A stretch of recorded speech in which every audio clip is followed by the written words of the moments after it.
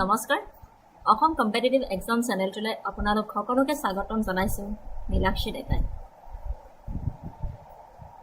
আশা কৰোঁ আপোনালোকে ভালে কুশলে আছে এপিএছচিৰ পৰীক্ষা কেনেকুৱা গ'ল আপোনালোকৰ পেপাৰটো এইবাৰ টাফ আহিছে দেখা পাইছোঁ তথাপি আই হোপ আপোনালোকে গোটেইবোৰ এনচাৰ চাগে কৰিবলৈকে সক্ষম হৈছে আজি মই আপোনালোকৰ লগত ডিছকাশ্যন কৰিবলৈ ওলাইছোঁ ডেইলি কাৰেণ্ট এফেয়াৰ্ছ সাম্প্ৰতিক প্ৰবাহ যিবোৰ ঘটি আছে সেইবোৰৰ ওপৰত আপোনালোকৰ লগত ডিছকাশ্যন কৰিবলৈ ওলাইছোঁ জুলাই মাহৰ 7, 8, 9, 10, 11 তাৰিখৰ So PM's New Zealand visit will unlock new avenue of cooperation government এটো টপিকৰ ওপৰত আমি ডিছকাশ্যন কৰিম আজি ৱৰ্ল্ড পপুলেশ্যন ডে হয় India Australia move to deepen cooperation in the Indo-Pacific. Modi bets for two-state solution to iron out Israel-Palestine issue. এইকেইটা টপিকৰ ওপৰত আমি আলোচনা কৰিবলৈ ওলাইছোঁ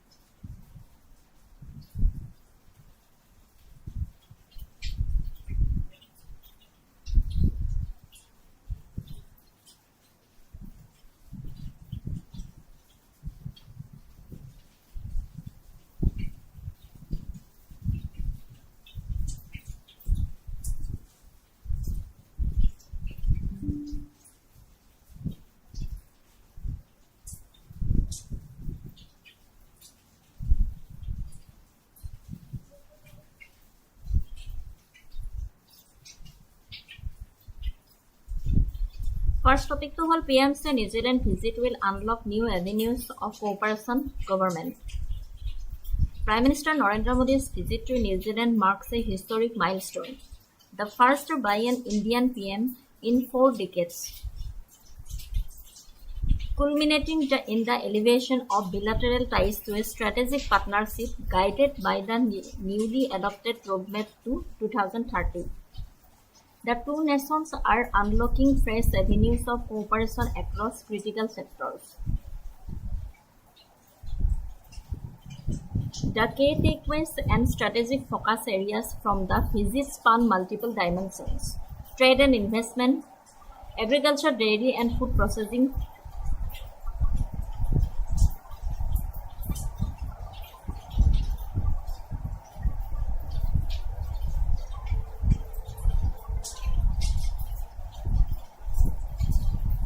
Trade and investment target 2030. The two nations set an ambitious target to double two-way trade in goods and services to NZ $7 billion, rupees 35,000 crore by 2030. মনত ৰাখিব 35,000 crore. Free trade agreement, মুক্ত বাণিজ্য এগ্ৰিমেণ্ট কৰিছে দুইখন দেশে. The visit focused heavily on the swift implementation of the newly signed India-New Zealand FTA, designed to eliminate trade barriers and expand market access. Investment avenues. Prime Minister Modi urged New Zealand firms to invest in India's massive growth sectors, specifically infrastructure, civil aviation, logistics, clean energy, and digital economy.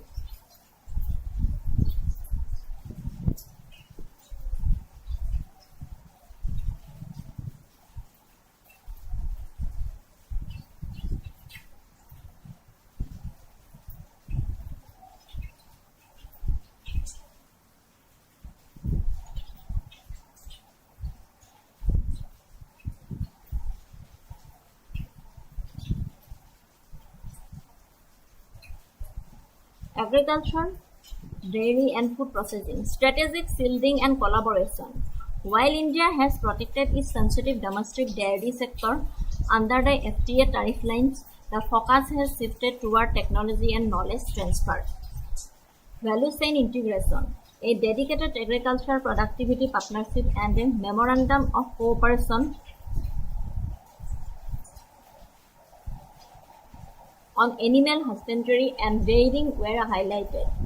New Zealand's advanced expertise in dairy science, forestry, and horticulture is being paired with India's massive food processing infrastructure, food parks, and agri-tech talent to create a global food value chain.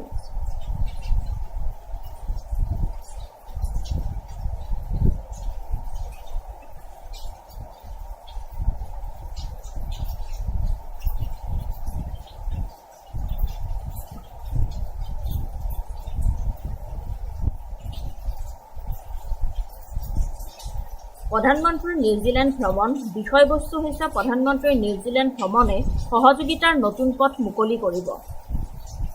প্ৰধানমন্ত্ৰী নৰেন্দ্ৰ মোদীৰ New Zealand ভ্ৰমণে এক ঐতিহাসিক মাইলৰ খুঁটি অতিক্ৰম কৰিছে। 4 দশকৰ ভিতৰত এয়া আছিল কোনো ভাৰতীয় প্ৰধানমন্ত্ৰীৰ প্ৰথম ভ্ৰমণ। ইয়াৰ ফলত দুয়োখন দেশৰ দ্বিপাক্ষিক সম্পৰ্ক কৌশলগত অংশীদাৰত্বলৈ উন্নতি হৈছে। ৰোডমেপ টু 2030 অনুসৰণ কৰি দুয়োখন দেশে বিভিন্ন গুৰুত্বপূৰ্ণ খণ্ডত সহযোগিতাৰ নতুন পথ মুকলি কৰিছে। বুজিবলৈ পাৰিছে? বিষয়বস্তুটো হৈছে প্ৰধানমন্ত্ৰী নিউজিলেণ্ড ভ্ৰমণে সহযোগিতাৰ নতুন পথ মুকলি কৰিব আৰু ই এক ঐতিহাসিক মাইলৰ খুঁটি অতিক্ৰম কৰিছে আৰু নৰেন্দ্ৰ মোদীৰ এই প্ৰথম ভ্ৰমণে আছিল কোনো ভাৰতীয় 4টা দশকৰ ভিতৰত প্ৰথম। বাণিজ্য আৰু বিনিয়োগ 2030 চনৰ ভিতৰত দ্বিপাক্ষিক বাণিজ্যৰ পৰিমাণ দুগুণ কৰি $7 বিলিয়ন কৰাৰ লক্ষ্য নিৰ্ধাৰণ কৰা হৈছে।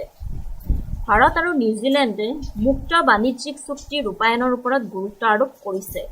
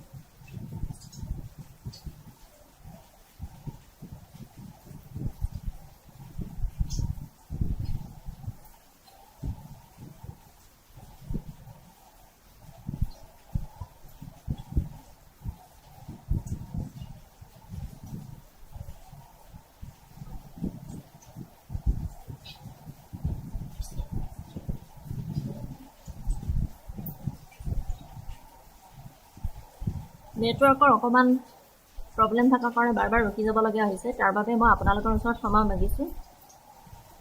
ছেকেণ্ড পইণ্টটো হৈছে কৃষি আৰু দুগ্ধ উদ্যোগ। দুগ্ধ বিজ্ঞান, বনানী আৰু উদ্যান শস্যৰ ক্ষেত্ৰত নিউজিলেণ্ডৰ দক্ষতা আৰু ভাৰতৰ খাদ্য প্ৰক্ৰিয়াকৰণ আন্তঃগাঁথনিৰ সমন্বয় ঘটোৱা হ'ব। প্ৰযুক্তি আৰু উদ্ভাৱন, ফিনটেক, ডিজিটেক, মহাকাশ গৱেষণা আৰু চাইবাৰ সুৰক্ষাৰ ক্ষেত্ৰত সহযোগিতা বৃদ্ধি কৰা হ'ব। প্ৰতিৰক্ষা আৰু সুৰক্ষা, এক মুক্ত, মুকলি আৰু সুৰক্ষিত ইণ্ডো-পেচিফিক অঞ্চলৰ বাবে সামুদ্ৰিক সহযোগিতা চুক্তি স্বাক্ষৰ কৰা হৈছে। বুজিবলৈ পাৰিছে?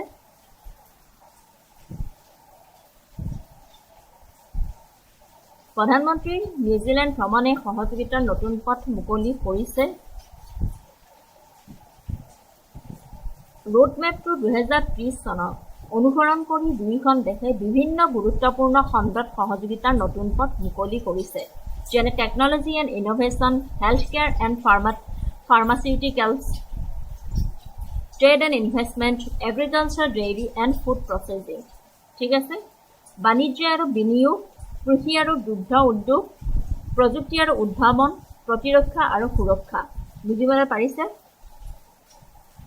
বাণিজ্য আৰু বিনিয়োগৰ ক্ষেত্ৰত 2030 চনৰ ভিতৰত দ্বিপাক্ষিক বাণিজ্যৰ পৰিমাণ দুগুণ কৰি $7 বিলিয়ন কৰাৰ লক্ষ্য নিৰ্ধাৰণ কৰি লৈছে দুয়োখন দেশে, আৰু দুয়োখন দেশে মুক্ত বাণিজ্য চুক্তি ৰূপায়ণৰ ওপৰতহে গুৰুত্ব আৰোপ কৰিছে। কৃষি আৰু দুগ্ধ উদ্যোগ, দুগ্ধ বিজ্ঞান, বনানী, উদ্যান শস্যৰ ক্ষেত্ৰত নিউজিলেণ্ডৰ দক্ষতা আৰু ভাৰতৰ খাদ্য প্ৰক্ৰিয়াকৰণ আন্তঃগাঁথনিৰ সমন্বয় ঘটোৱা হ'ব বুলি কৈছে। প্ৰযুক্তি আৰু উদ্ভাৱন, ফিনটেক, ডিজিটেক, মহাকাশ গৱেষণা, চাইবাৰ সুৰক্ষাৰ ক্ষেত্ৰত সহযোগিতা বৃদ্ধি কৰা হ'ব বুলি কৈছে। প্ৰতিৰক্ষা আৰু সুৰক্ষা, এক মুক্ত, মুকলি আৰু সুৰক্ষিত ইণ্ডো-পেচিফিক অঞ্চলৰ বাবে সামুদ্ৰিক সহযোগিতা চুক্তি স্বাক্ষৰ কৰা হৈছে। Defence and security, Indo-Pacific alignment, reflecting a deep strategic trust, the two nations concluded a maritime cooperation arrangement to maintain a free, open, secure Indo-Pacific region.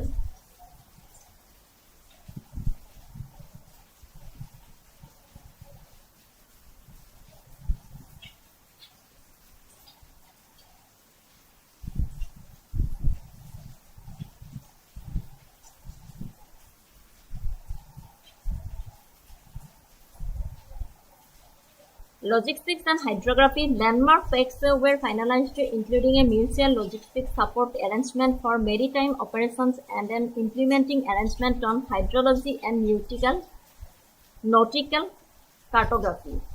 Counter-terrorism and transnational crime, the countries agreed to operationalize a joint working group on counter-terrorism and moved toward formalizing cooperation to combat drug trafficking and transitional organized crime. Interoperability, building on the joint operation under Combined Task Force 150, both militaries will expand interactions via regular naval exercises, personnel exchanges, and high-level defense dialogues.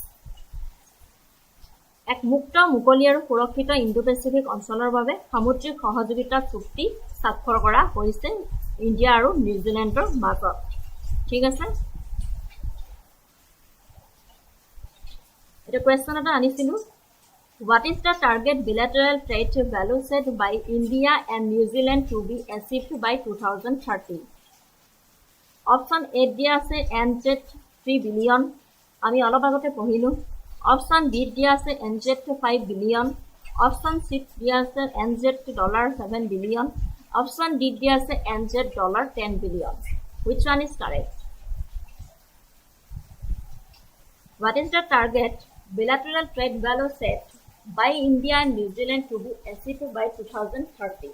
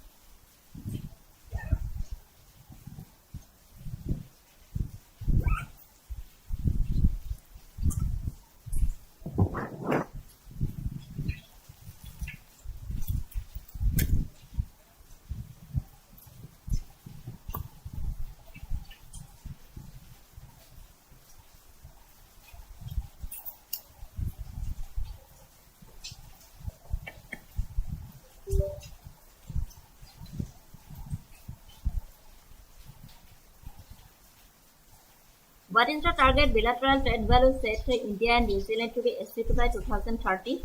Correct option hoise option C NZ $7 billion. Okay, correct answer hoise NZ $7 billion achieved by 2030. Correct answer option C NZ 7 billion. আৰু এটা question আনিছিলোঁ। To simplify customs clearances for trusted traders, both nations operationalized which arrangement? Option A খুদিছে FTA tariff shield, Option B খুদিছে Indo-Pacific Customs Pact, Option C খুদিছে Authorized Economic Operators Mutual Recognition Arrangement, Option D খুদিছে Logistics Support Treaty. Which one is correct? To simplify customs clearances for trusted traders, both nations operationalized which arrangement? এইমাত্ৰ আমি আপোনাৰ আগতে পঢ়িলোঁ FTA tariff seal ne Indo-Pacific Customs Pact ne Authorized Economic Operations Mutual Recognition Arrangement ne Option D Logistics Support Treaty. So correct answer to whole option C, Authorized Economic Operators Mutual Recognition Arrangement. ঠিক আছে, Authorized Economic Operators Mutual Recognition Arrangement. টপিকটো ভালদৰে পঢ়ি চাব, তেতিয়া এনসাৰটো উলিয়াবলৈ সুবিধা হ'ব। Moving to the next topic, World Population Day. Today is World Population Day, observed every year on 11th July. The day highlights the challenges and opportunities caused by the rising population. প্ৰতি বছৰে 11 জুলাইত World Population বিশ্ব জনসংখ্যা দিৱস পালন কৰা হয়। It is a reminder to address population-related concerns and work towards a sustainable future. Established in 1989 by the then Governing Council of the United Nations Development Programme, World Population Day aims to draw attention to the urgency and importance of population issues. In December 1990, the United Nations General Assembly adopted a resolution to continue observing the day to enhance awareness of population issues and their links to the environment and development. The theme for the year's World Population Day is realizing the hopes and aspirations of young people today and for the future. মনত ৰাখিব 2026 চনৰ বিশ্ব জনসংখ্যা দিৱসৰ থিমটো কি হয়? Realizing the hopes, aspirations of young people today and for the future.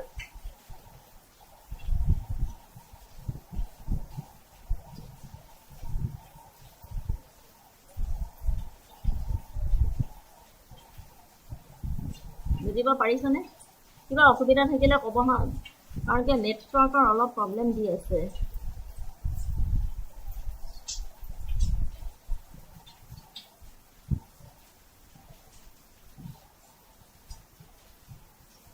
দেখিবলৈ পাই আছে?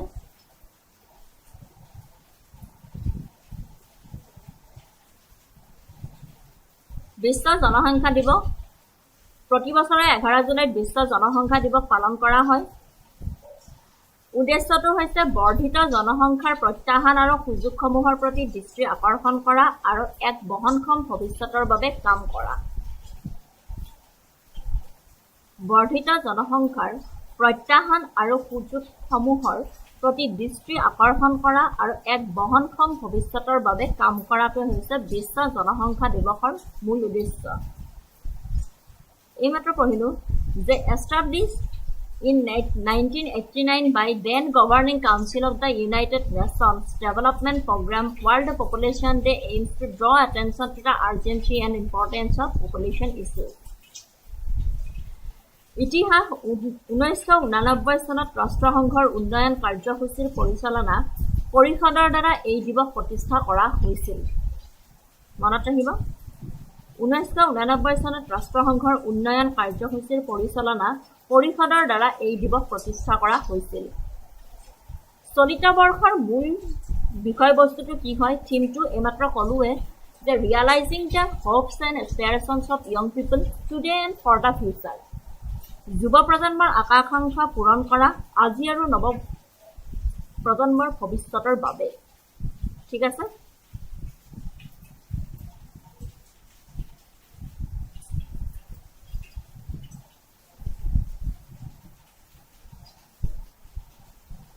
In which year was World Population Day established by the UNDP Governing Council?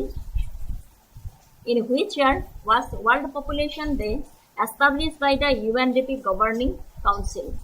1989, option B 1990, option C 2000, na option D 1985. অলপ আগতে এইমাত্ৰ ক'লো যে 1989 চনৰ ৰাষ্ট্ৰসংঘৰ উন্নয়ন কাৰ্যসূচীৰ UNDP পৰিচালনা পৰিষদৰ দ্বাৰা এই দিৱসটো প্ৰতিষ্ঠা কৰা হৈছিল। সো কাৰেক্ট এনসাৰ কোনটো হ'ব? In which year World Population Day established by the UNDP Governing Council? So correct answer option A 1989. মনত ৰাখিবা, এইটো ইম্পৰ্টেন্ট হয়।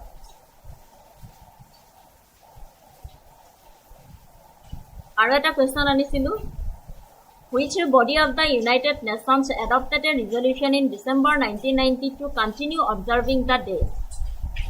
Which body of the United Nations adopted a resolution in December 1990 to continue observing the day?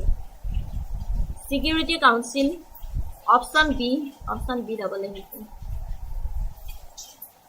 Option B UNESCO, option C General Assembly, option D World Health Organization. Which body of the United Nations adopted a resolution in December 1990 to continue observing the day? Security Council, ne UNESCO, ne General Assembly, ne World Health Organization. কোনটো হয়?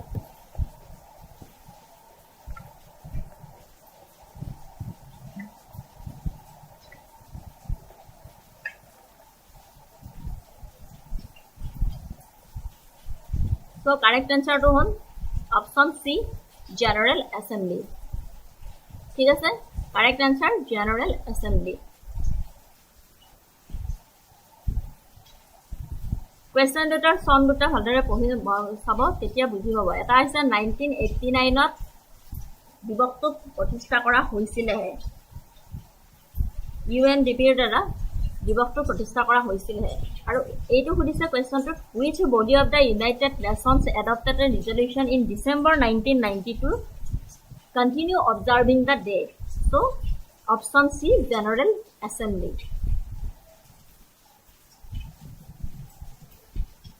Next question আৰু এটা আনিছিলো what is the theme for this year's World Population Day? আমি অলপ আগতে ভালকে পঢ়িলো যে correct answer hall realizing the hopes and aspirations of young people today and for the future is the correct answer. মনত ৰাখিব this year theme.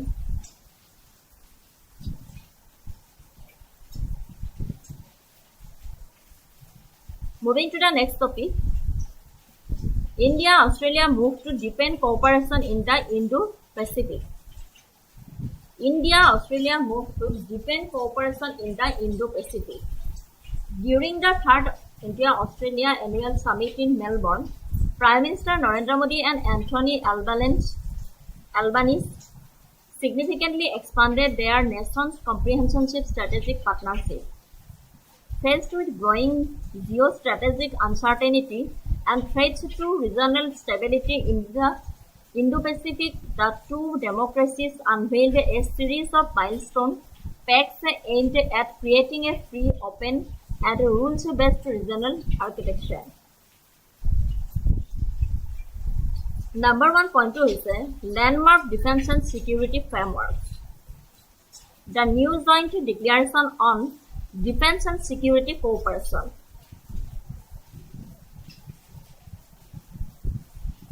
Maritime security collaboration roadmap, institutional enhancement. ঠিক আছে?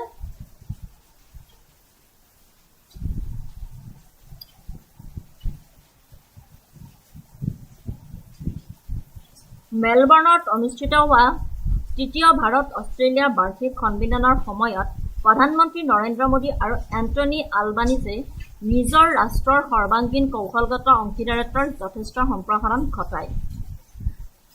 ভাৰত প্ৰশান্ত মহাসাগৰীয় অঞ্চলত ক্ৰমবৰ্ধমান ভূ কৌশলগত অনিশ্চয়তা আৰু আঞ্চলিক স্থিতিশীলতাৰ প্ৰতি ভাবুকিৰ সন্মুখীন হৈ দুয়োখন গণতন্ত্ৰই মুক্ত আৰু নিয়মভিত্তিক আঞ্চলিক স্থাপত্য সৃষ্টিৰ লক্ষ্যৰে মাইলৰ খুঁটিৰ চুক্তিৰ শৃংখলা উন্মোচন কৰে।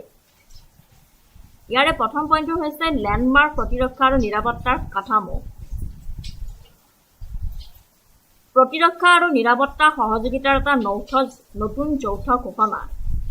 2009 চনৰ পূৰ্বৰ কাঠামো উন্নতি কৰি এই চুক্তিখনে সামৰিক সংযোগ যথেষ্ট গভীৰ কৰিবলৈ, যৌথ সামৰিক অনুশীলনৰ জটিলতা বৃদ্ধি কৰিবলৈ আৰু তেওঁলোকৰ সশস্ত্ৰ বাহিনীৰ মাজত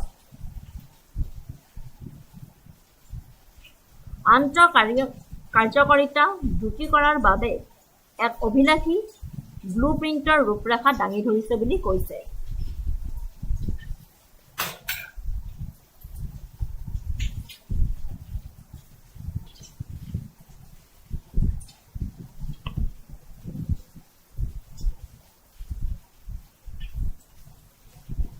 Maritime Security Collaboration Roadmap. সামুদ্ৰিক সুৰক্ষা সহযোগিতাৰ ৰোডমেপ দুয়োখন ৰাষ্ট্ৰই এই ৰোডমেপ স্থাপন কৰিছিল পানীৰ তলৰ ডমেইন সজাগতা বৃদ্ধি কৰিবলৈ জটিল সামুদ্ৰিক তথ্য ভাগ বতৰা কৰিবলৈ আৰু সমগ্ৰ ভাৰত মহাসাগৰ আৰু বহল ভাৰত প্ৰশান্ত মহাসাগৰীয় অঞ্চলত কাৰ্যকাৰী সমন্বয় বৃদ্ধি কৰিবলৈ ঠিক আছে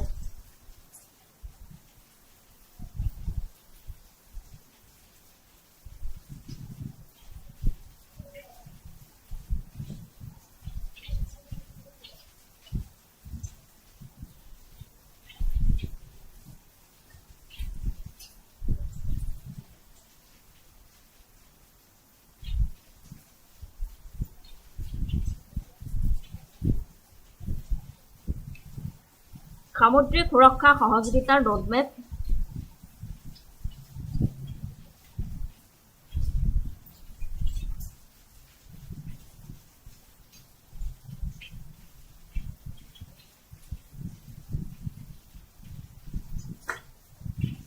দুয়োখন ৰাষ্ট্ৰই এই ৰোডমেপ স্থাপন কৰিছিল পানীৰ তলৰ ডমেইন সজাগতা বৃদ্ধি কৰিবলৈ জটিল সামুদ্ৰিক তথ্য ভাগ বতৰা কৰিবলৈ আৰু সমগ্ৰ ভাৰত মহাসাগৰ আৰু বহল ভাৰত প্ৰশান্ত মহাসাগৰীয় অঞ্চলত কাৰ্যকৰী সমন্বয় বৃদ্ধি কৰিবলৈ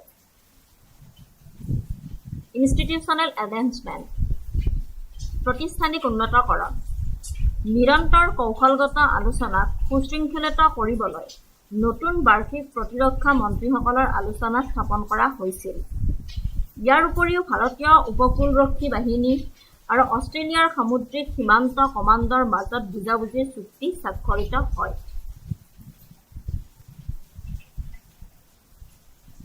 A new annual defense ministers dialogue was established to streamline continuous strategic consultation. নিৰন্তৰ কৌশলগত আলোচনাক সুশৃংখলিত কৰিবলৈ নতুন বাৰ্ষিক প্ৰতিৰক্ষা মন্ত্ৰীসকলৰ আলোচনা স্থাপন কৰা হৈছিল ইয়াৰ উপৰিও ভাৰতৰ উপকূলৰক্ষী বাহিনী আৰু অষ্ট্ৰেলিয়াৰ সামুদ্ৰিক সীমান্ত কমাণ্ডৰ মাজত বুজাবুজিৰ চুক্তি স্বাক্ষৰিত হয় বুলি কৈছে 2 নম্বৰ পইণ্টটো হ'ল defence industrialisation and technological integration defence innovation corridor and cyber critical technologies প্ৰতিৰক্ষা আৰু নিৰাপত্তা সহযোগিতাৰ নতুন যৌথ ঘোষণা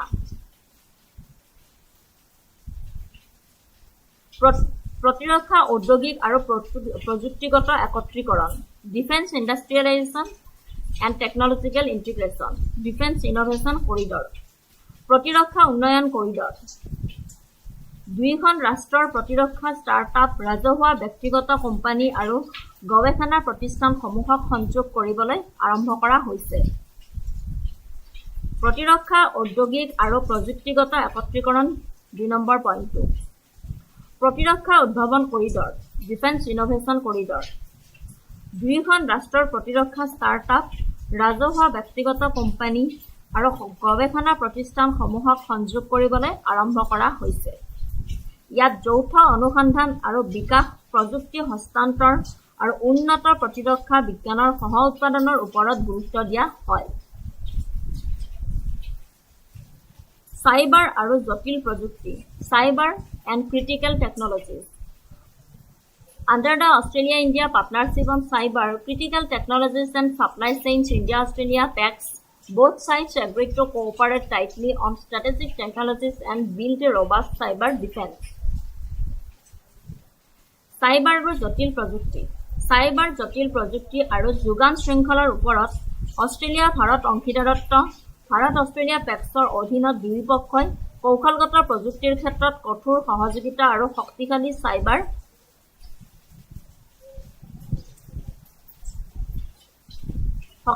চাইবাৰ প্ৰতিৰক্ষা গঢ়ি তোলাত সন্মতি প্ৰকাশ কৰে 3 নম্বৰ পইণ্টটো হৈছে civil nuclear energy and clean energy transition civil nuclear energy pact and renewable energy partnership REP civil nuclear energy pact কি হয় নাগৰিক পাৰমাণৱিক শক্তি আৰু স্বচ্ছ শক্তি প্ৰৱৰ্তন অসামৰিক পৰমাণৱিক শক্তি চুক্তি চিভিল নিউক্লিয়াৰ এনাৰ্জি পেক্ট অসামৰিক পৰিমাণৱিক শক্তি চুক্তি এক বৃহৎ নীতিগত অগ্ৰগতি হিচাপে এই চুক্তিৰ কাৰ্যকৰীকৰণে ভাৰতলৈ অষ্ট্ৰেলিয়াৰ ইউৰেনিয়ামৰ বাণিজ্যিক যোগানৰ সুবিধা প্ৰদান কৰে। ই ভাৰতৰ স্বচ্ছ শক্তিৰ লক্ষ্য আৰু ঘৰুৱা পাৰমাণৱিক শক্তিৰ কাৰ্যসূচী সম্প্ৰসাৰণৰ বাবে এক বৃহৎ উত্থানৰ কাম কৰে বুলি কৈছে। এক বৃহৎ নীতিগত অগ্ৰগতি হিচাপে এই চুক্তিৰ কাৰ্যকৰীকৰণে ভাৰতলৈ অষ্ট্ৰেলিয়াৰ ইউৰেনিয়ামৰ বাণিজ্যিক যোগানৰ সুবিধা প্ৰদান কৰিব বুলি কৈছে।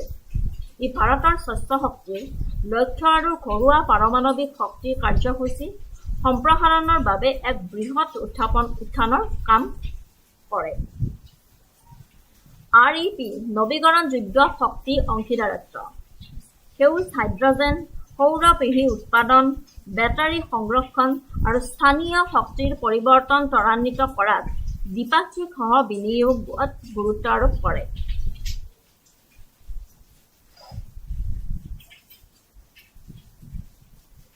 ৰিনিউৱেবল এনাৰ্জি পাৰ্টনাৰশ্বিপ REP সেউজ হাইড্ৰজেন, সৌৰ পেহী উৎপাদন, বেটাৰী সংৰক্ষণ আৰু স্থানীয় শক্তিৰ পৰিৱৰ্তন ত্বৰান্বিত কৰাত দ্বিপাক্ষিক সহ বিনিয়োগত গুৰুত্ব আৰোপ কৰে। Critical minerals and supply chain resilience, critical minerals corridor, critical minerals and supply chain resilience, critical minerals corridor. কি কৈছে? জটিল খনিজ আৰু যোগান শৃংখলাৰ স্থায়িত্ব,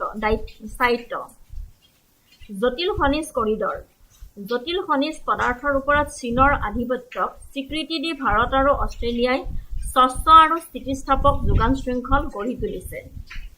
ইয়াৰ লগতে নিৰাপদ দীৰ্ঘম্যাদী অফটেক ব্যৱস্থা আৰু মোবাইল, EV আৰু সামৰিক প্ৰযুক্তিৰ বাবে গুৰুত্বপূৰ্ণ খনিজ পদাৰ্থৰ বাবে আন্তঃগাঁথনি পৰিশোধনত সহ বিনিয়োগ জড়িত হৈ আছে। বুজিব পাৰিছেনে? নৱীকৰণযুক্ত শক্তি অংশীদাৰত্ব REP সেউজ হাইড্ৰজেন, সৌৰ পেহী উৎপাদন, বেটাৰী সংৰক্ষণ, স্থানীয় শক্তিৰ পৰিৱৰ্তন ত্বৰান্বিত কৰাত দ্বিপাক্ষিক সহ বিনিয়োগত গুৰুত্ব আৰোপ কৰিছে।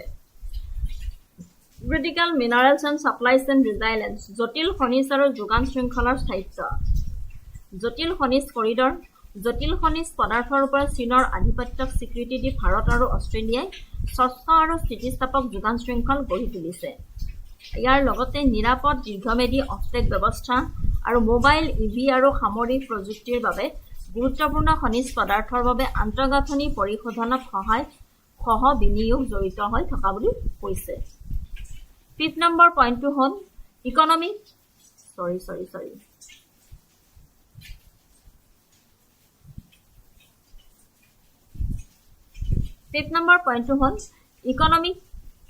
Integration and trade, fast trekking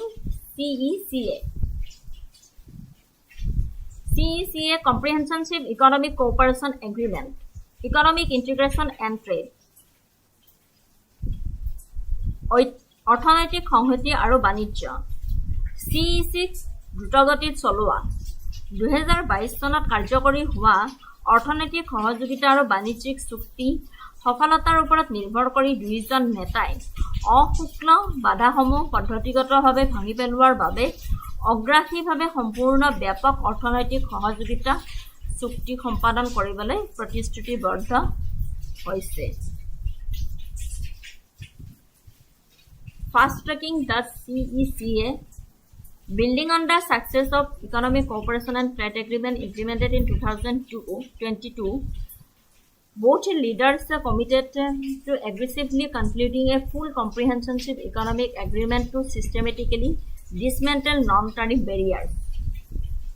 2022 চনত কাৰ্যকৰী হোৱা অৰ্থনৈতিক সহযোগিতা আৰু বাণিজ্য চুক্তিৰ ফলত সফলতাৰ ওপৰত নিৰ্ভৰ কৰি দুয়োজন নেতাই অশুল্ক বাধাসমূহ পদ্ধতিগতভাৱে ভাঙি পেলোৱাৰ বাবে অগ্ৰাসীভাৱে সম্পূৰ্ণ ব্যাপক অৰ্থনৈতিক সহযোগিতা চুক্তি সম্পাদন কৰিবলৈ প্ৰতিশ্ৰুতিবদ্ধ হৈছে।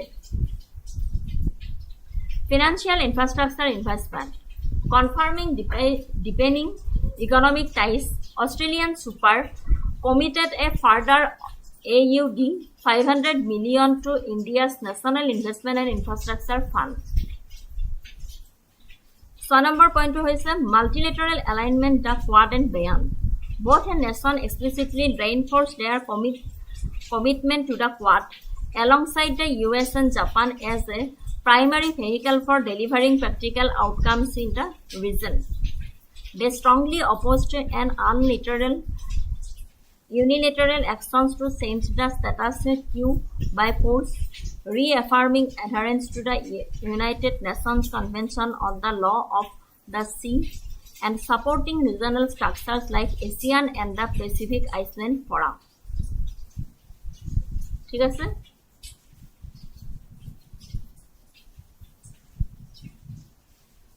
এইখিনি আছিল মেলবৰ্ণত অনুষ্ঠিত তৃতীয় ভাৰত অষ্ট্ৰেলিয়া বাৰ্ষিক সন্মিলনৰ সময়ত প্ৰধানমন্ত্ৰী নৰেন্দ্ৰ মোদী আৰু এণ্টনি আলবানিজে নিজ নিজ ৰাষ্ট্ৰৰ সৰ্বাংগীন কৌশলগত অংশীদাৰত্বৰ যথেষ্ট সম্প্ৰসাৰণ ঘটায়। টপিকটো পুৰা ভালদৰে পঢ়ি চাব। ইম্পৰ্টেঞ্চ পইণ্টে আনিছোঁ এক্সামত অহা।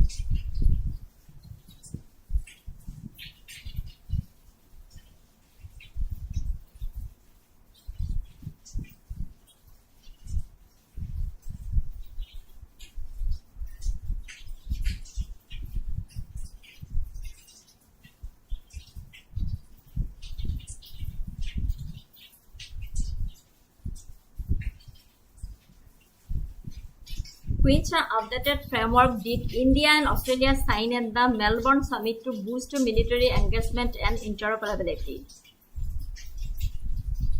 Which updated framework did India and Australia sign at the Melbourne summit to boost military engagement and interoperability?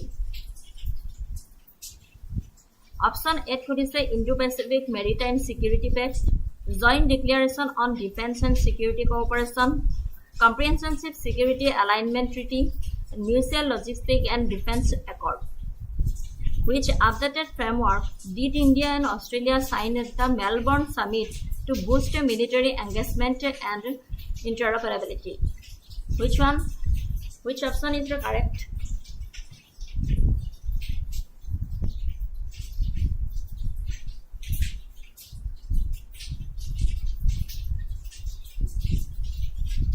So correct answer to whole option B, Joint Declaration and Defense and Security Cooperation.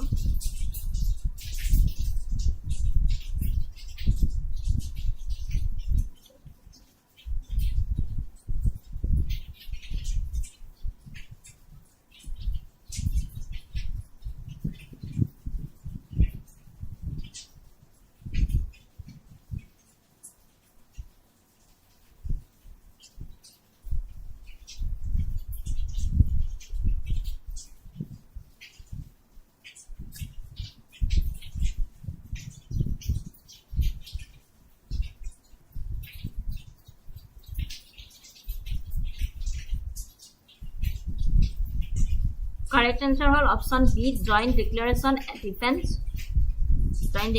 on Defense and Security Cooperation. Next, আৰু এটা question আহিছিল, the operationalization of the Civil Nuclear Energy Pact facilitates the commercial supply of which resource from Australia to India? Lithium, option A, option B, uranium, option C, cobalt, option D, thorium. The operationalization of the Civil Nuclear Energy Pact facilitates the commercial supply of which resource from the Australia to India? Lithium, uranium, cobalt, thorium.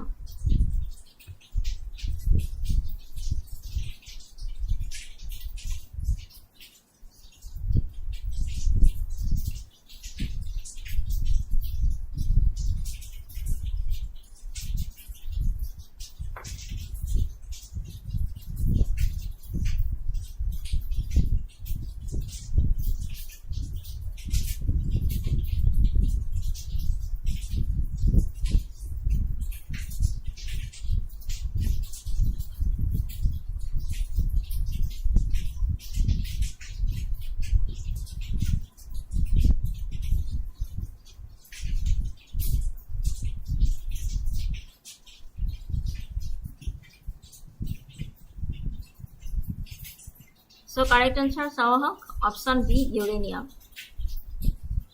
Option B, uranium is the correct answer. Moving to the next topic, Modi hails Australia's social media ban on minors and signal scarps.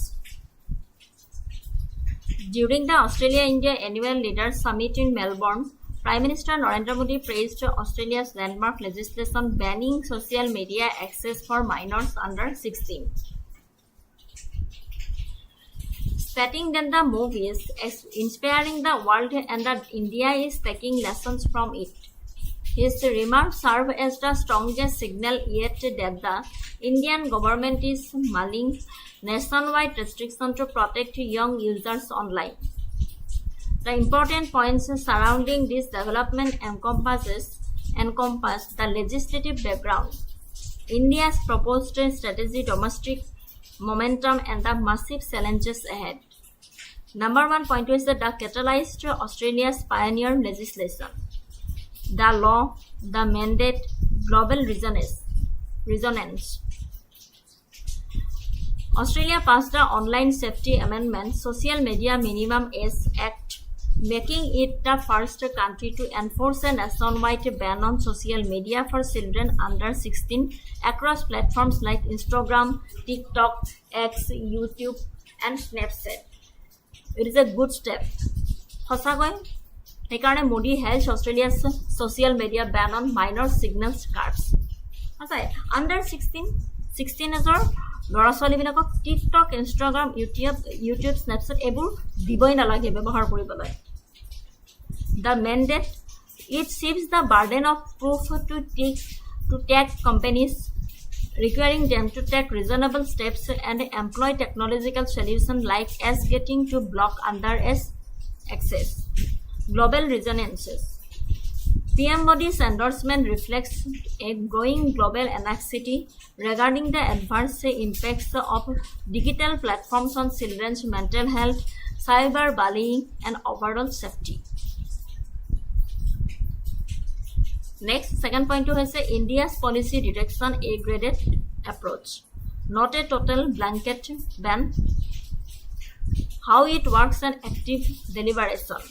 While Australia opted for a hard cutoff at 16, officials from India's Ministry of Electronics and Information Technology have indicated that India is exploring a graded set of age-based restrictions. How it works. Instead of completely locking minors out, India's framework may allow partial social media access while filtering or completely blocking specific categories of sensitive or harmful content depending on the minor's exact age cohort. Active deliberations. IT Minister Ashwani Vaishnav confirmed that the government has been actively consulting with major social media platforms to determine the right technical and legal framework for implementation. State level momentum versus constitutional hurdles.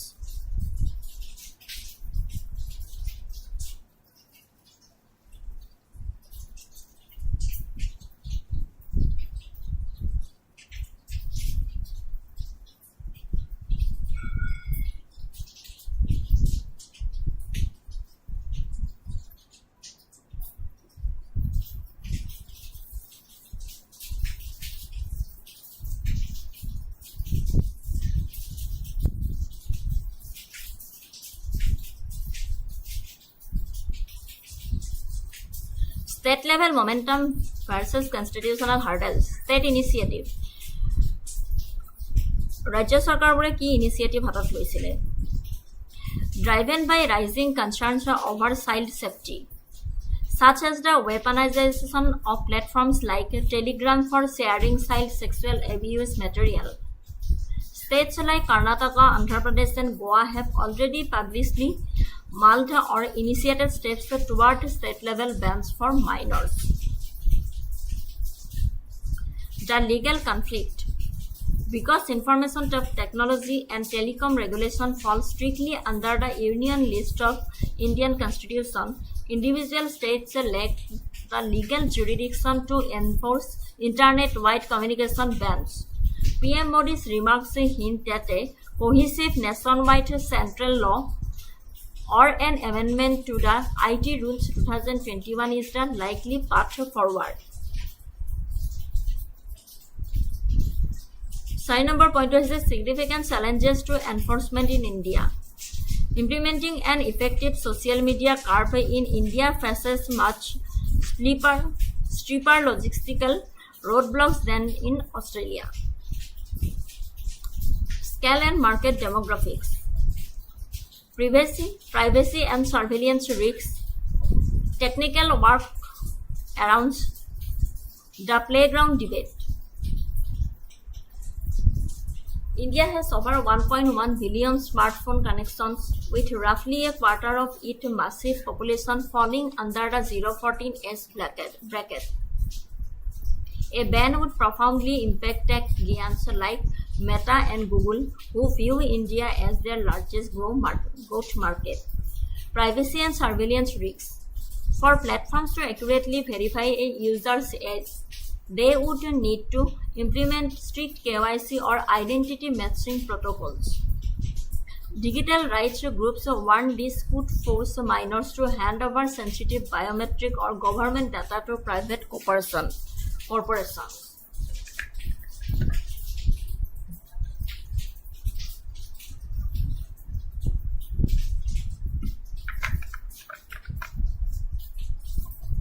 Technical workarounds. India has one of the highest VPN adoption rates globally, around 43%. Children can easily bypass age gates using VPNs, proxy networks, or shared adult accounts, making self-declaration methods entirely ineffective. The playground debate. Advocacy groups like the Internet Freedom Foundation argue that total bans are counterproductive. They advocate for fixing the digital infrastructure, forcing platforms to build safer spaces and better algorithms, rather than completely severing youth access to the modern internet.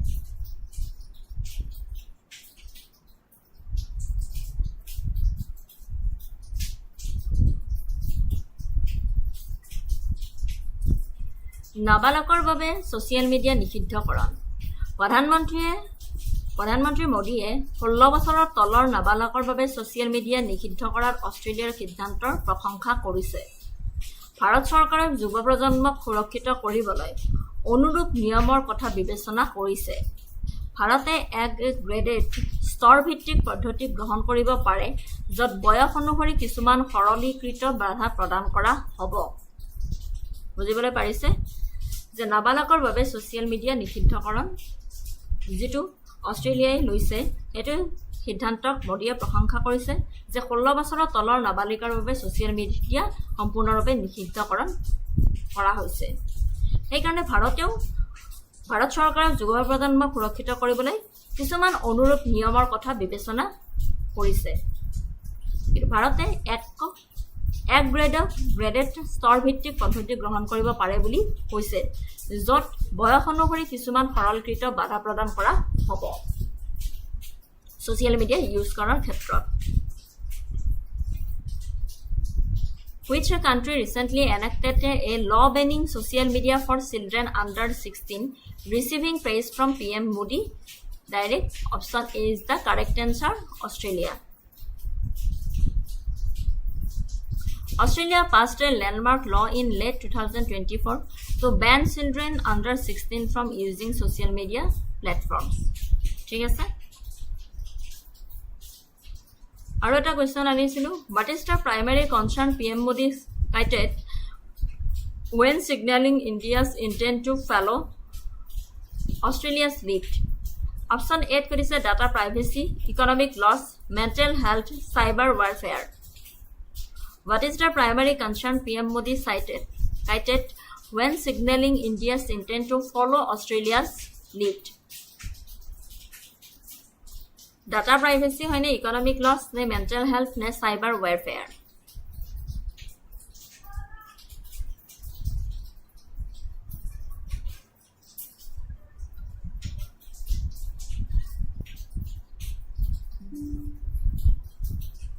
নেটৱৰ্কৰ ইমান problem পাইছো এটো কাৰণে বাৰ বাৰ ক্লাছটো লবলৈকে ভালেই লাগা নাই Bishal Chhetri hello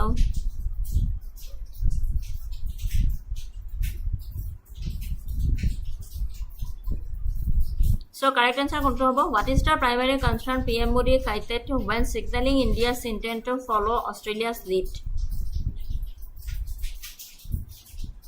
correct answer to hol mental health option C is the correct answer PM Modi highlighted the negative impact of social media addiction and harmful content on the mental well-being of youth PM Modi highlighted the negative impact of social media addiction and harmful content on the mental well-being of youth ঠিক আছে moving to the next topic Modi bets for two-state solution to iron out Israel-Palestine issue Modi bets for two-state solution to iron out Israel-Palestine issue Prime Minister Narendra Modi's renewed pitch for a two-state solution to resolve the Israel-Palestine conflict came during his high-profile bilateral visit to Jakarta.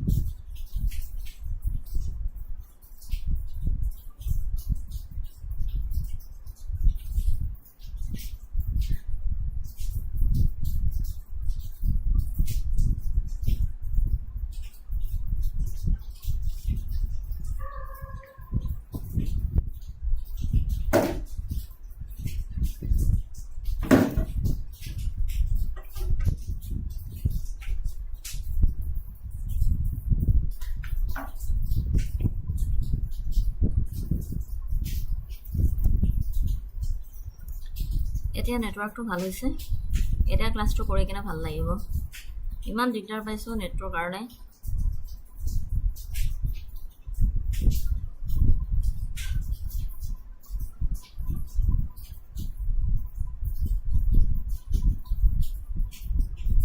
Modi bets for two-state solution to iron out the Israel-Palestine issues.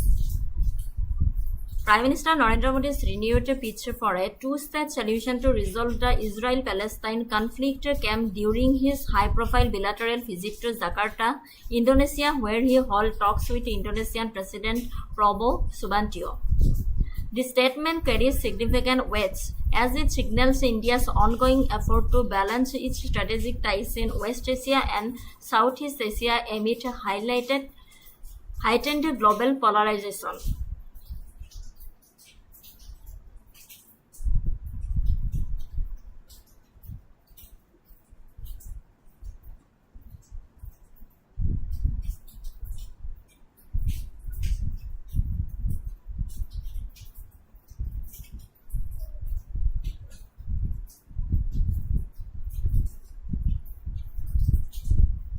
Israel-Palestine সংঘাত সমাধানৰ বাবে দুখন ৰাষ্ট্ৰৰ সমাধানৰ বাবে প্ৰধানমন্ত্ৰী নৰেন্দ্ৰ মোদীয়ে ইণ্ডোনেছিয়াৰ ৰাষ্ট্ৰপতি প্ৰবো সুবিয়ান্টোৰ সৈতে আলোচনাত মিলিত হোৱা ইণ্ডোনেছিয়াৰ জাকাৰ্টালৈ তেওঁৰ হাই প্ৰফাইল দ্বিপাক্ষিক ভ্ৰমণৰ সময়ত বুজি পাইছা ইজৰাইল-পেলেষ্টাইন সংঘাত সমাধানৰ বাবে দুখন ৰাষ্ট্ৰৰ সমাধানৰ বাবে প্ৰধানমন্ত্ৰী নৰেন্দ্ৰ মোদীয়ে ইণ্ডোনেছিয়াৰ ৰাষ্ট্ৰপতি প্ৰবো সুবিয়ান্টোৰ সৈতে আলোচনাত মিলিত হোৱা ইণ্ডোনেছিয়াৰ জাকাৰ্টালৈ তেওঁৰ হাই প্ৰফাইল দ্বিপাক্ষিক ভ্ৰমণৰ সময়ত এই বক্তব্যই যথেষ্ট ওজন কঢ়িয়াই লৈ ফুৰে যে কাৰণ ই ভাৰতে পশ্চিম এছিয়া আৰু দক্ষিণ পূব এছিয়াত নিজৰ কৌশলগত সম্পৰ্কৰ ভাৰসাম্য ৰক্ষাৰ বাবে চলি থকা প্ৰচেষ্টাৰ সংকেত দিয়ে তেওঁৰ স্থিতিৰ মূল কথা আৰু প্ৰভাৱসমূহ তলত উল্লেখ কৰা হ'ল এক নম্বৰ কাৰণটো হৈছে ভাৰতৰ পৰম্পৰাগত স্থিতিৰ পুনৰাবৃত্তি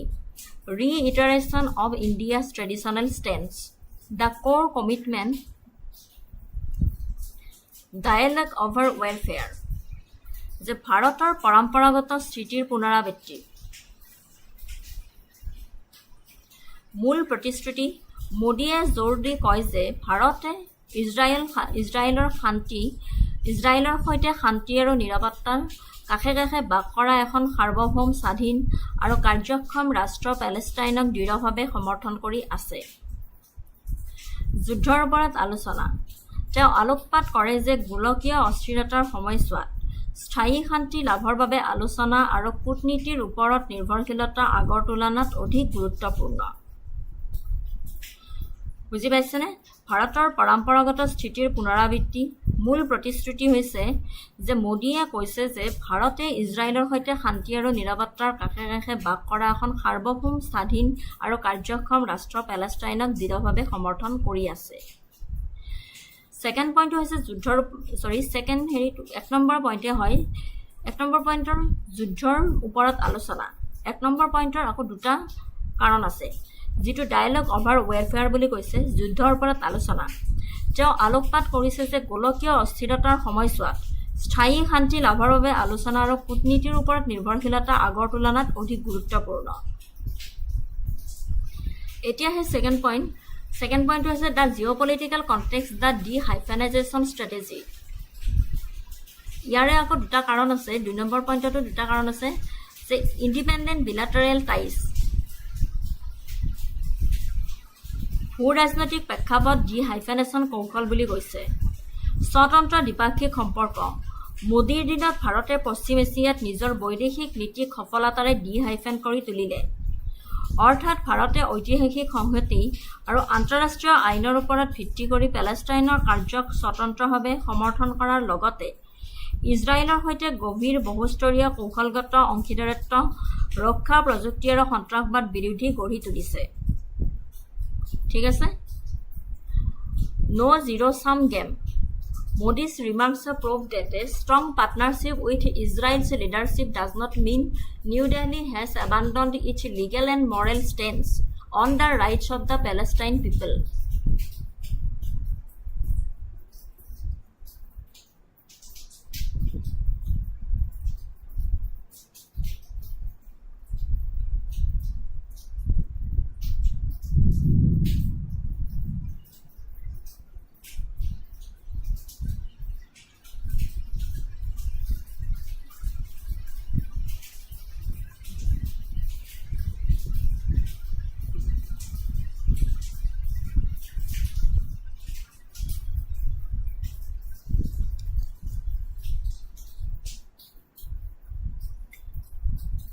No zero sum game কি কৈছে মোদীৰ এই মন্তব্যই প্ৰমাণ কৰিছে যে ইজৰাইলৰ নেতৃত্বৰ সৈতে শক্তিশালী অংশীদাৰত্বৰ অৰ্থ এইটো নহয় যে নতুন দিল্লীয়ে পেলেষ্টাইন জনসাধাৰণৰ অধিকাৰৰ ক্ষেত্ৰত নিজৰ আইনী আৰু নৈতিক স্থিতি পৰিত্যাগ কৰিছে No zero sum game মানে কি কৈছে মোদীৰ এই মন্তব্যই প্ৰমাণ কৰিব বিচাৰিছে যে ইজৰাইলৰ নেতৃত্বৰ সৈতে শক্তিশালী অংশীদাৰত্বৰ অৰ্থ এইটো নহয় যে নতুন দিল্লীয়ে পেলেষ্টাইন জনসাধাৰণৰ অধিকাৰৰ ক্ষেত্ৰত নিজৰ আইনী আৰু নৈতিক স্থিতি পৰিত্যাগ কৰিছে থাৰ্ড নম্বৰ পইণ্টটো হৈছে diplomatic synergy with South East Asia reassurance to Jakarta defence and diplomacy intersect দক্ষিণ পূব এছিয়াৰ সৈতে কূটনৈতিক সহযোগিতা জাকাৰ্টাৰ আশ্বাস ইণ্ডোনেছিয়া বিশ্বৰ আটাইতকৈ জনবহুল মুছলিম সংখ্যাগৰিষ্ঠ দেশ আৰু পেলেষ্টাইনৰ কঠোৰ সমৰ্থক ৰাষ্ট্ৰপতি ছুবিয়ানৰ সৈতে দুখন ৰাষ্ট্ৰৰ সমাধানৰ কথা পুনৰবাৰ উল্লেখ কৰি মোদীয়ে স্থানীয় সংবেদনশীলতাক সন্মান জনাই ভাৰতৰ বিশ্ব দৃষ্টিভংগীক আছিয়ানৰ মূল অংশীদাৰৰ সৈতে মিলাই দিলে প্ৰতিৰক্ষা আৰু কূটনীতিৰ মাজত ছেট আমোদজনকভাৱে এই কূটনৈতিক স্থিতিৰ সৈতে বৃহৎ প্ৰতিৰক্ষা চুক্তিৰ সহাৱস্থান আছিল ডিফেন্স এণ্ড ডিপ্ল'মেচি ইণ্টাৰচেক্ট একেখন ভ্ৰমণৰ সময়তে ভাৰত আৰু ইণ্ডোনেছিয়ালৈ ব্ৰাহ্মছ ছুপাৰছনিক ক্ৰুজ মিছাইল আৰু এষ্ট্ৰা MK-1 এয়াৰ-টু-এয়াৰ মিছাইল যোগান ধৰাৰ চুক্তিকে ধৰি 14খন চুক্তিত স্বাক্ষৰ কৰিছিল দুইখন ৰাজ্যৰ সমাধানক পুনৰ দৃঢ় কৰি জাকাৰ্টাক আশ্বস্ত কৰিলে যে ভাৰতে এক সুষম আৰু বিশ্বাসযোগ্য নিৰাপত্তা অংশীদাৰ হৈয়ে আছে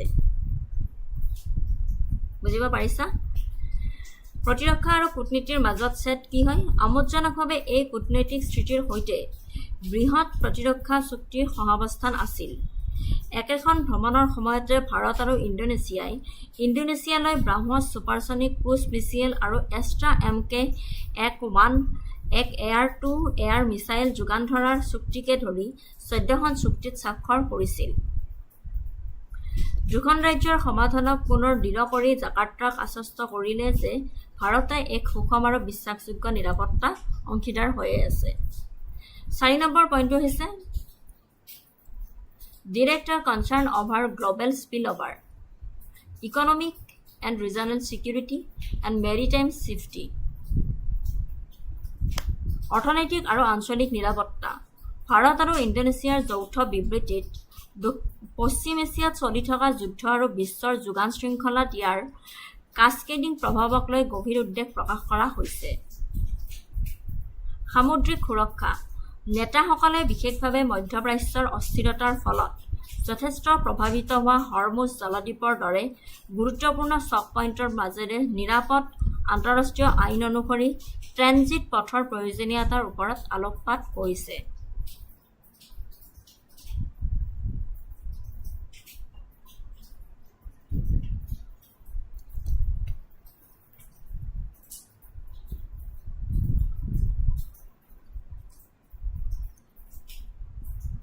Which a long-standing diplomatic framework did PM Narendra Modi recently reiterate as the only viable path to resolving the Israel-Palestine conflict.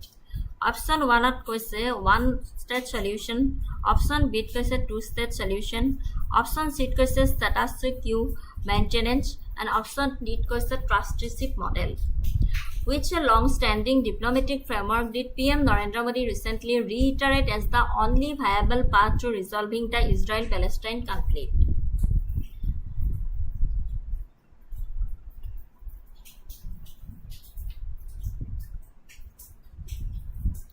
Israel-Palestine সংঘাত সমাধানৰ বাবে দুয়োখন ৰাষ্ট্ৰৰ সমাধানৰ বাবে প্ৰধানমন্ত্ৰী নৰেন্দ্ৰ মোদীয়ে ইণ্ডোনেছিয়াৰ ৰাষ্ট্ৰপতি প্ৰবব সুবিয়ান্তৰ সৈতে আলোচনাত মিলিত হৈছিল। পশ্চিম এছিয়া আৰু দক্ষিণ পূব এছিয়াত নিজৰ কৌশলগত সম্পৰ্কৰ ভাৰসাম্য ৰক্ষাৰ বাবে চলি থকা প্ৰচেষ্টাৰ সংকেত দিছিলে। তাৰে পইণ্টকেইটা হৈছে ভাৰতৰ পৰম্পৰাগত স্থিতিৰ পুনৰাবৃত্তি, ভূ ৰাজনৈতিক প্ৰেক্ষাপট হাইফেনেশ্যন কৌশল। ৩ নম্বৰ পইণ্ট হৈছে দক্ষিণ পূব এছিয়াৰ সৈতে কূটনৈতিক সহযোগিতা আৰু গ্ল'বেল স্পিল অভাৰৰ ওপৰত প্ৰত্যক্ষ চিন্তা। চ' ইয়াৰে এনচাৰটো কি হ'ব? Which long-standing diplomatic framework did PM Narendra Modi recently reiterate as the only viable path to resolving the Israel-Palestine conflict? So correct option to hoise two-state solution. এই মাত্ৰ ক'লোৱে আমি পঢ়িলোৱে দুইখন দেশৰ দুইখন ৰাষ্ট্ৰৰ সমাধানৰ বাবে প্ৰধানমন্ত্ৰী মোদীয়ে ইণ্ডোনেছিয়াৰ ৰাষ্ট্ৰপতি প্ৰবব সুবিয়ান্তৰ সৈতে আলোচনা হৈছিলে। সেইকাৰণে এনচাৰটো কি? Two state solution. ঠিক আছে।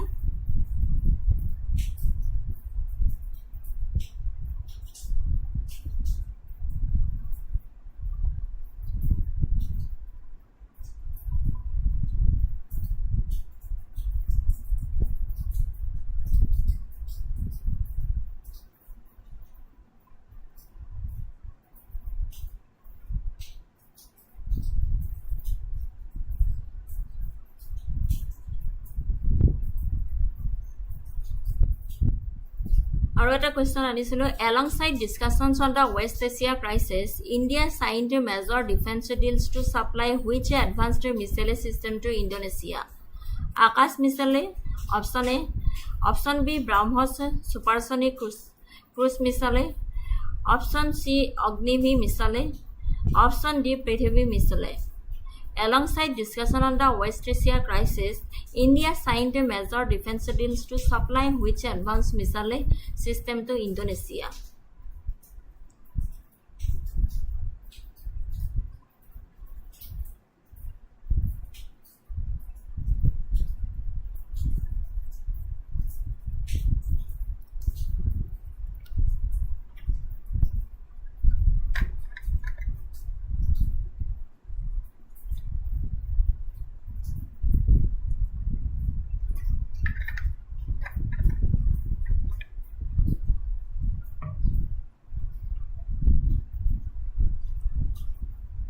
Correct answer to whole option B BrahMos supersonic cruise missile. Option B is the correct answer, BrahMos supersonic cruise missile.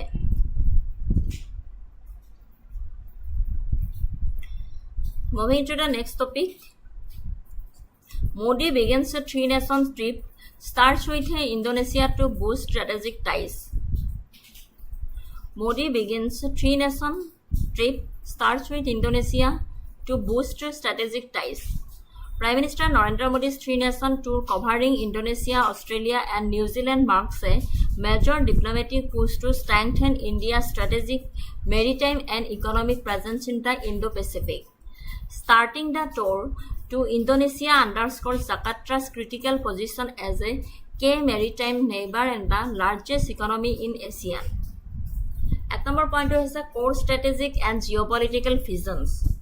তাৰে ভিতৰত আছে Act East policy and Indo Pacific outlook, মহাসাগৰ ভিজন।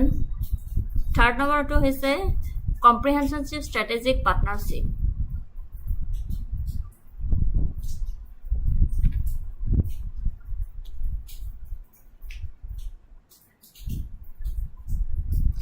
ইণ্ডোনেছিয়া, অষ্ট্ৰেলিয়া, নিউজিলেণ্ডক সামৰি প্ৰধানমন্ত্ৰী নৰেন্দ্ৰ মোদীৰ 3খন দেশৰ ভ্ৰমণে ভাৰত প্ৰশান্ত মহাসাগৰীয় অঞ্চলত ভাৰতৰ কৌশলগত সামুদ্ৰিক আৰু অৰ্থনৈতিক উপস্থিতি শক্তিশালী কৰাৰ বাবে এক বৃহৎ কূটনৈতিক ঠেলা হিচাপে চিহ্নিত কৰিছে। ইণ্ডোনেছিয়াত ভ্ৰমণ আৰম্ভ কৰাটোৱে জাকাৰ্টাৰ গুৰুত্বপূৰ্ণ সামুদ্ৰিক প্ৰতিবেশী আৰু আসিয়ানৰ সৰ্ববৃহৎ অৰ্থনীতি হিচাপে জটিল অৱস্থাৰ ওপৰত গুৰুত্ব আৰোপ কৰিছে। ইয়াৰে নম্বৰ 1 পইণ্টটো হৈছে core strategic and geopolitical visions, act East policy and Indo Pacific outlook. এই ভ্ৰমণে ভাৰতৰ এক্ট ইজ পলিচিক কাৰ্যকাৰী কৰাৰ ওপৰত অধিক গুৰুত্ব আৰোপ কৰিছে, যাৰ লক্ষ্য হৈছে অঞ্চলটোত বৃদ্ধি পোৱা ভূ-ৰাজনৈতিক প্ৰতিযোগিতা আৰু পৰিৱৰ্তিত নৌ গতিশীলতাৰ মাজত মুক্ত আৰু অন্তৰ্ভুক্ত ভাৰত প্ৰশান্ত মহাসাগৰ দৃষ্টিভংগী। এই ভ্ৰমণে Mahasagar mutual and holistic advancement for security across the regions নামেৰে জনাজাত ভাৰতৰ কাঠামোক উজ্জ্বল কৰি তুলিছে। এই মতবাদে সামূহিক আঞ্চলিক নিৰাপত্তা, সামুদ্ৰিক সংযোগ আৰু বহনক্ষম উন্নয়নৰ প্ৰসাৰ ঘটায়। ব্যাপক কৌশলগত অংশীদাৰত্ব। 2018 চনত সম্পৰ্কক সৰ্বাংগীন কৌশলগত অংশীদাৰত্বলৈ উন্নতকৰণ কৰাৰ পাছত ইণ্ডোনেছিয়ালৈ মোদীৰ প্ৰথমটো দ্বিপাক্ষিক ভ্ৰমণ।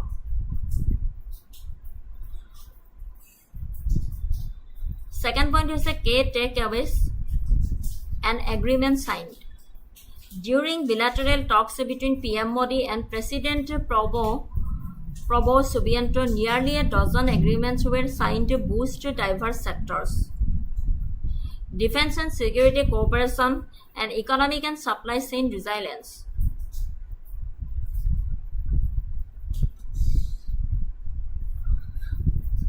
স্বাক্ষৰিত মূল টেকআৱে আৰু চুক্তি। প্ৰধানমন্ত্ৰী মোদী আৰু ৰাষ্ট্ৰপতি প্ৰবো চুবিয়ান্তৰ মাজত হোৱা দ্বিপাক্ষিক আলোচনাৰ সময়ত বিভিন্ন খণ্ডক উন্নতকৰণ কৰাৰ বাবে প্ৰায় 1 ডজন চুক্তি স্বাক্ষৰিত হয়। প্ৰতিৰক্ষা আৰু নিৰাপত্তা সহযোগিতা। প্ৰতিৰক্ষিতা সম্পৰ্কত এক উল্লেখযোগ্য জাপ আগবাঢ়িছে। ভাৰতৰ উচ্চ প্ৰযুক্তিৰ প্ৰতিৰক্ষা ৰপ্তানিৰ সন্দৰ্ভত আলোচনা আৰু যোগান চুক্তিৰ বৈশিষ্ট্য আছিল, য'ত ব্ৰাহ্মছ ছুপাৰছনিক ক্ৰুজ মিছাইল আৰু Astra beyond visual range air to air মিছাইলকে ধৰি আছিল। অৰ্থনৈতিক আৰু যোগান শৃংখলাৰ স্থিতিস্থাপকতা। একক দেশৰ যোগান শৃংখলাৰ ওপৰত নিৰ্ভৰশীলতাৰ প্ৰতিহিত কৰিবলৈ জটিল খনিজ পদাৰ্থ, সেউজ শক্তি, ডিজিটেল ৰাজহুৱা আন্তঃগাঁথনি, খাদ্য সুৰক্ষা আৰু ঔষধৰ ক্ষেত্ৰত সহযোগিতাক লক্ষ্য কৰি চুক্তি স্বাক্ষৰ কৰা হৈছিল। থাৰ্ড নম্বৰ পইণ্টটো হৈছে the maritime imperative, strategic proximity, চক পইণ্ট ছিকিউৰিটি। কৌশলগত সান্নিধ্য। ইণ্ডোনেছিয়া ভাৰতৰ আন্দামান আৰু নিকোবৰ দ্বীপপুঞ্জৰ ওচৰত অৱস্থিত, যাৰ ফলত দুয়োখন দেশকে চুবুৰীয়া সাগৰীয় যোগাযোগ ৰেখাসমূহ সুৰক্ষিত কৰাৰ ক্ষেত্ৰত পাৰস্পৰিক আগ্ৰহ প্ৰদান কৰে। চক পইণ্ট নিৰাপত্তা। ইণ্ডোনেছিয়াই মালাকা জলদ্বীপকে ধৰি গুৰুত্বপূৰ্ণ বিশ্বব্যাপী জাহাজ চলোৱা কৰিডৰসমূহ নিয়ন্ত্ৰণ কৰে। এই অঞ্চলসমূহত নৌ পৰিবহণৰ স্বাধীনতা নিশ্চিত কৰা, সামুদ্ৰিক পাইৰেচি প্ৰতিহত কৰা আৰু দুৰ্যোগৰ সঁহাৰি পৰিচালিত কৰাটো দুয়োটা ৰাষ্ট্ৰৰ বাবে উচ্চ অগ্ৰাধিকাৰ বুলি কৈছে। 4 নম্বৰ পইণ্টটো হৈছে cultural and soft power diplomacy. ইয়াৰ ভিতৰত আছে আকৌ civilisation ties and Prambanan temple ৰিষ্টৰেশ্যন।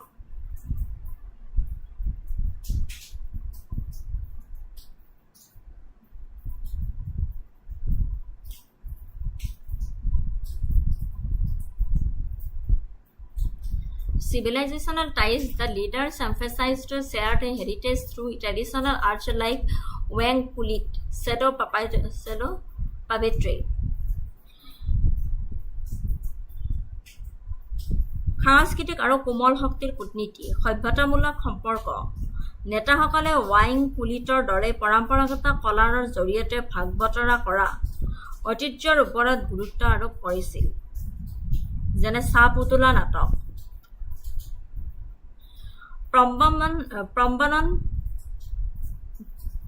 প্ৰাম্বানান temple ৰিষ্টৰেশ্যন, পুনৰুদ্ধাৰ।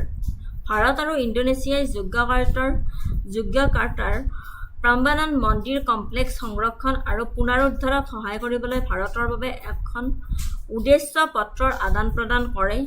দশম শতিকাৰ ইউনেস্কোৰ বিশ্ব ঐতিহ্য ক্ষেত্ৰ আৰু ইণ্ডোনেছিয়াৰ শিৱৰ প্ৰতি উৎসৰ্গিত ইণ্ডোনেছিয়াৰ সৰ্ববৃহৎ হিন্দু মন্দিৰ প্ৰাম্বানান টেম্পল। এইটো ইউনেস্কোৰ বিশ্ব ঐতিহ্য ক্ষেত্ৰ আৰু ইণ্ডোনেছিয়াৰ শিৱৰ প্ৰতি উৎসৰ্গিত ইণ্ডোনেছিয়াৰ সৰ্ববৃহৎ হিন্দু মন্দিৰ বুলি কৈছে।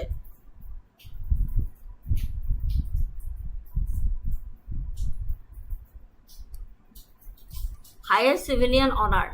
Reflecting the deep and diplomatic warmth between the nations, PM Modi was conferred with Indonesia's highest honor, the Bintang Adipurna of the Republic of Indonesia Medal, for his continuous role in strengthening bilateral ties.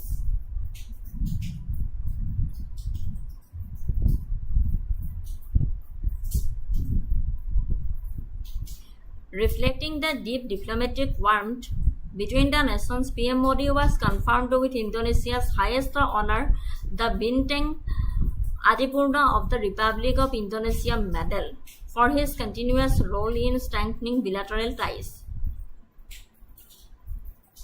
সৰ্বোচ্চ অসামৰিক সন্মান।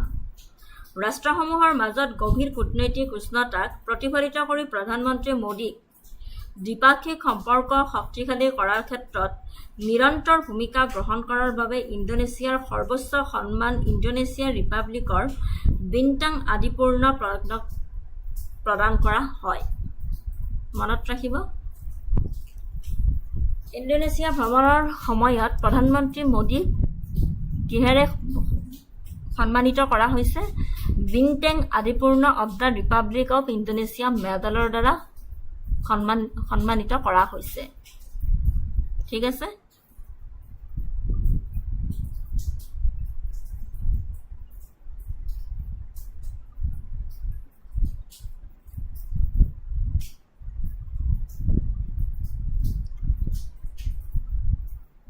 PM Modi's recent three-nation tour includes which of the following countries? Option A, Indonesia, Australia and New Zealand. Option B, Indonesia, Japan, Singapore. Option C, Vietnam, Australia and Fiji. Option D, Malaysia, New Zealand and South Korea. PM Modi's recent three-nation tour includes which of the following countries? Obviously, option A is the correct answer.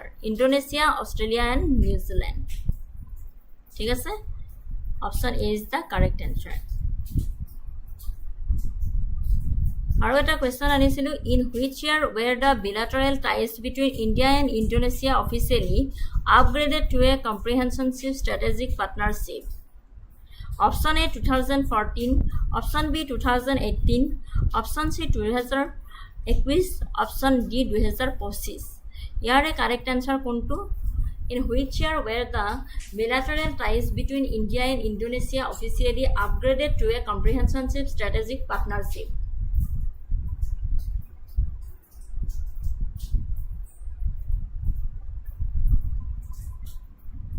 Correct answer option B 2018. ঠিক আছে,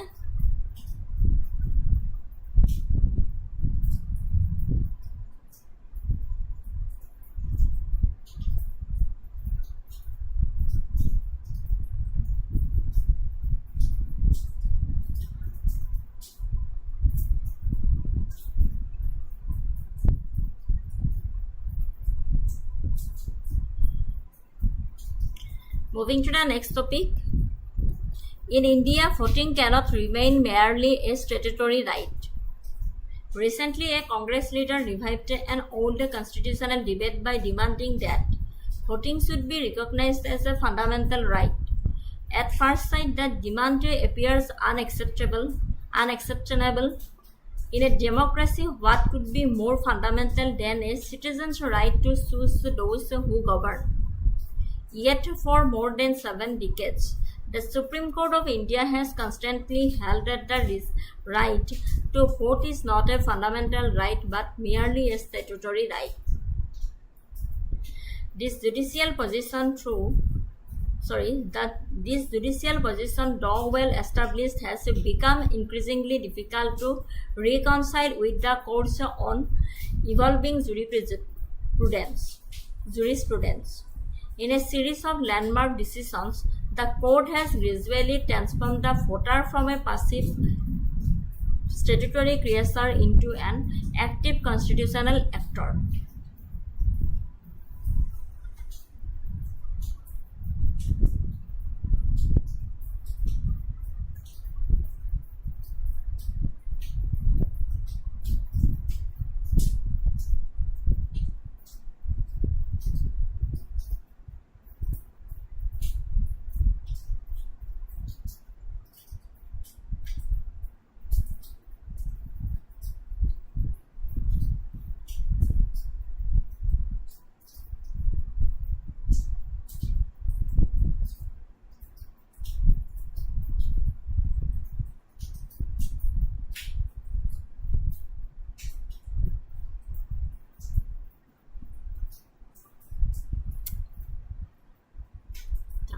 Slow আছে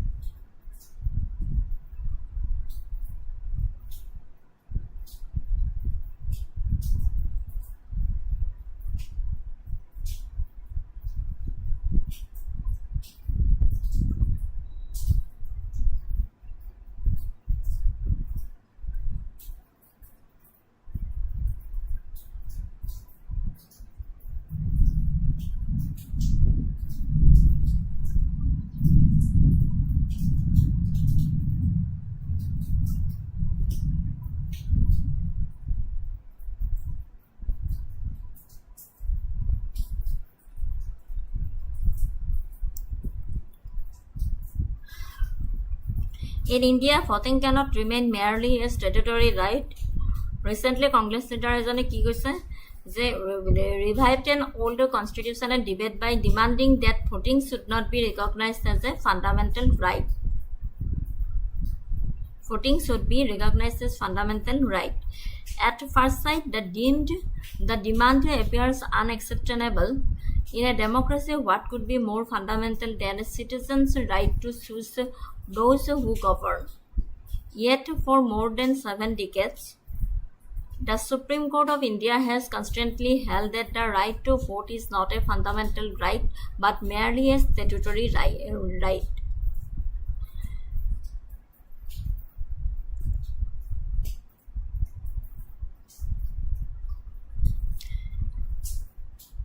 According to the text, what has the Supreme Court of India constantly held the right to vote to be for more than 7 decades?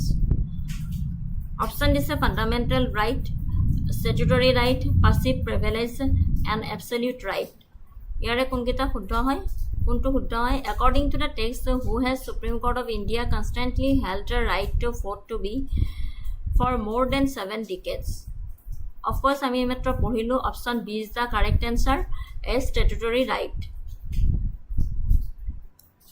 A statutory right. Next, moving to the next topic. Jaishankar gearing up to lead India's campaign for non-permanent seat at UN Security Council. External Affairs Minister S. Jaishankar is launching India's official campaign for a non-permanent seat at the United Nations Security Council. Ek number point is the target term and timeline. The target term and timeline. Term Kiman, India is bidding for a non-permanent seat for the 2028-29 tenure. The launch Minister Jaishankar will formally kick off the campaign on July 13, 2026 at a special event at the UN headquarters in New York, where he will also meet UN Secretary General Antonio Guterres. The actual voting by member states will take place in June 2027.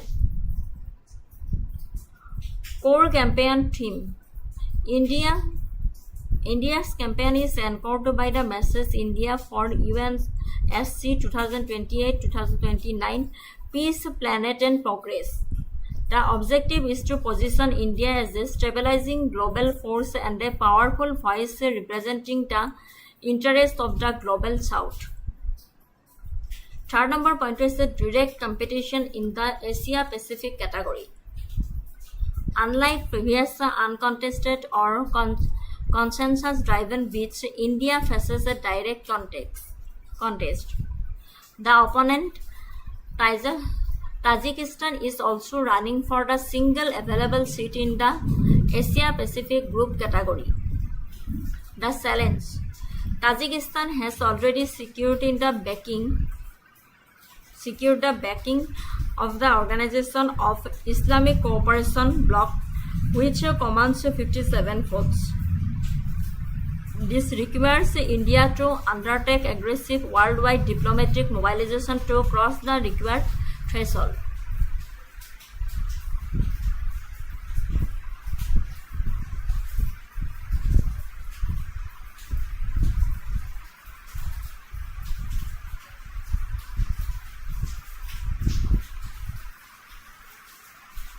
Fourth number point is the geopolitical backdrop.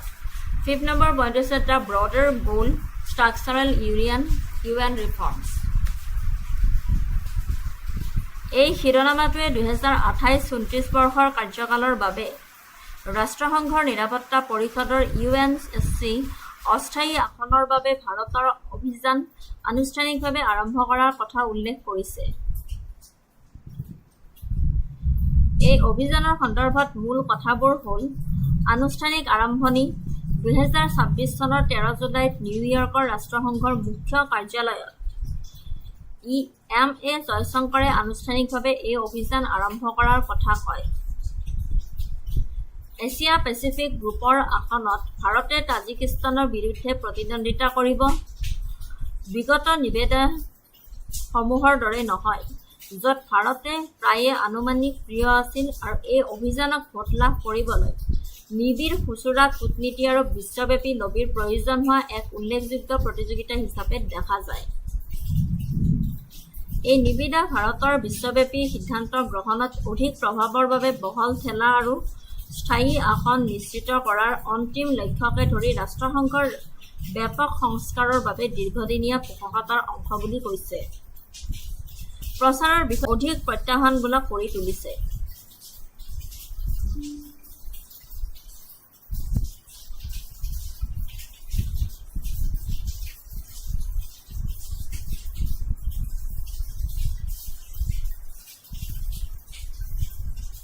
For which term is India campaigning to secure non-permanent seat at the United Nations Security Council?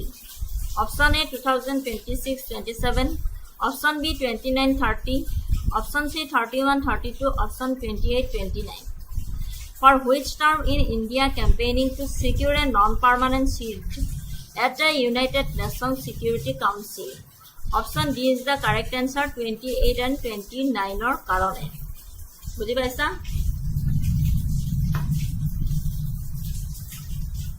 টপিকটোৰ আৰম্ভণিতে কোৱা হৈছে যে এই শিৰোনামাটোৱে 2028-29 বৰ্ষৰ কাৰ্যকালৰ বাবে ৰাষ্ট্ৰসংঘৰ নিৰাপত্তাৰ পৰিষদৰ অস্থায়ী আসনৰ বাবে ভাৰতৰ অভিযান আনুষ্ঠানিকভাৱে আৰম্ভ কৰাৰ কথা উল্লেখ কৰিছে বুলি কৈছে।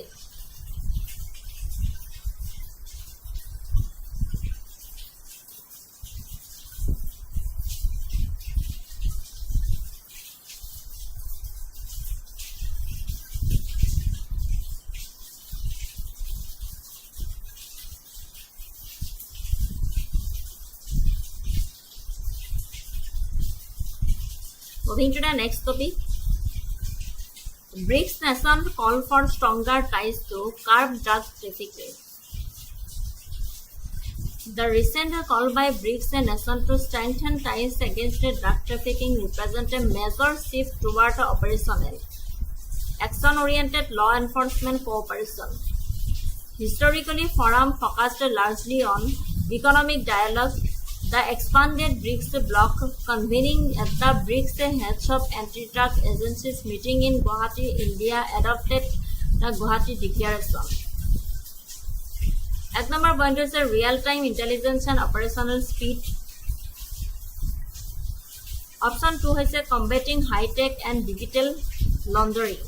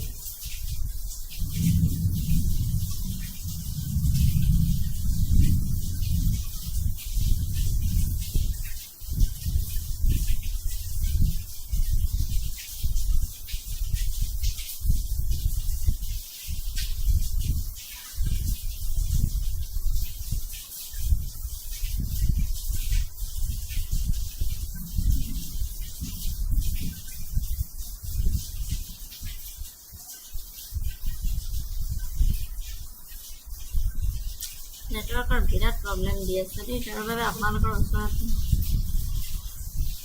ক্ষমা বিচাৰিছোঁ।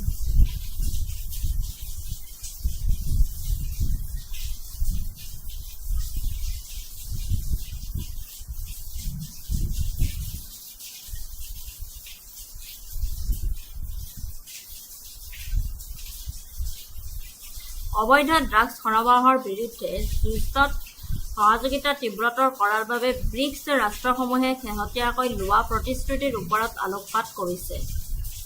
Bricks nations call for stronger ties to curb drug trafficking.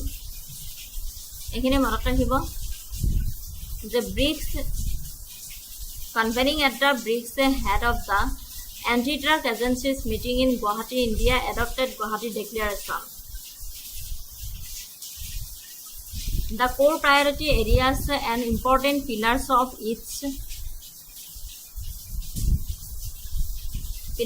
this strengthened alliance include real-time intelligence and operational speed, combating high-tech digital laundering. অবৈধ ড্ৰাগছ সৰবৰাহৰ বিৰুদ্ধে যুঁজত সহযোগিতা তীব্ৰতৰ কৰাৰ বাবে ব্ৰিক্স ৰাষ্ট্ৰসমূহে শেহতীয়াকৈ লোৱা প্ৰতিশ্ৰুতিৰ ওপৰত আলোকপাত কৰিছে।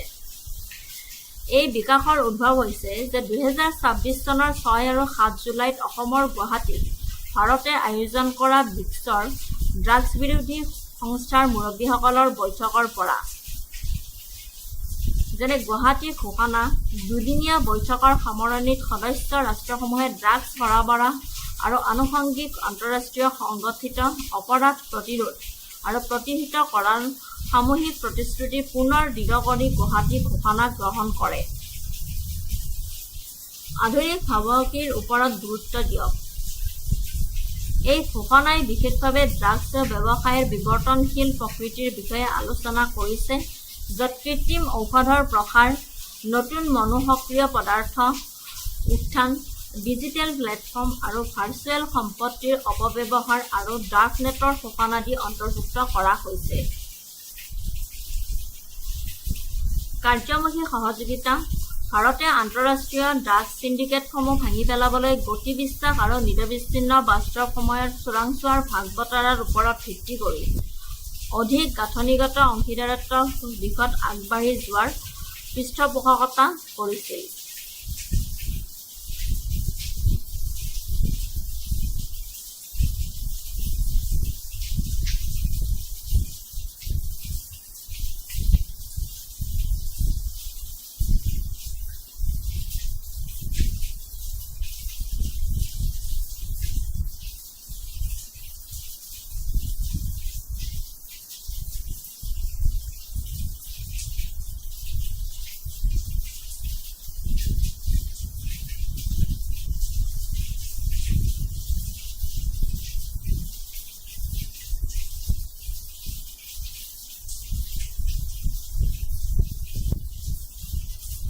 ব্যাপক পদ্ধতি বলবৎকৰণৰ বাহিৰেও সদস্য ৰাষ্ট্ৰসমূহে ড্ৰাগছৰ চাহিদা হ্ৰাসগ্ৰস্ত জীৱনশৈলীক প্ৰসাৰিত কৰা আৰু দুৰ্বল জনসংখ্যা বিশেষকৈ যুৱক-যুৱতী আৰু শিশুসকলক সুৰক্ষা দিয়াৰ বাবে প্ৰমাণভিত্তিক পদক্ষেপৰ প্ৰয়োজনীয়তাৰ ওপৰত গুৰুত্ব আৰোপ কৰা। এই পদক্ষেপ ভাৰতৰ 2026 চনৰ ব্ৰিক্সৰ অধ্যক্ষ পদৰ অংশ, যিটো স্থিতিস্থাপকতা, উদ্ভাৱন, সহযোগিতা আৰু বহনক্ষমতাৰ বাবে নিৰ্মাণ শীৰ্ষক বিষয়বস্তুৰ দ্বাৰা পৰিচালিত।